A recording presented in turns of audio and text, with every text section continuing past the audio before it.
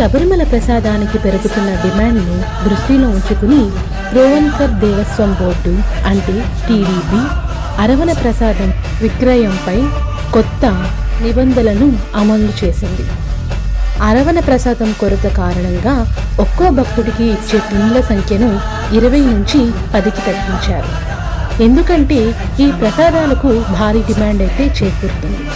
ఇందు కారణంగా గత సంవత్సరం రోజుకు సగటున 3.5 లక్షల టిన్నులను పంపిణీ చేయగా ఈ సంవత్సరం అది 4.5 లక్షల టిన్నులుగా పెరిగింది.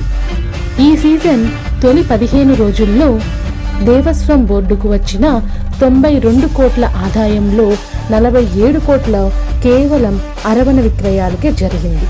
మరి అయ్యప్ప స్వామి ప్రసాదానికి అంత క్రేజ్ ఉంది. తగిన ఉత్పత్తి సామర్థ్యం లేకపోవడంతో ఇలా అయితే చేస్తున్నారు. శరణమయ్యప్ప.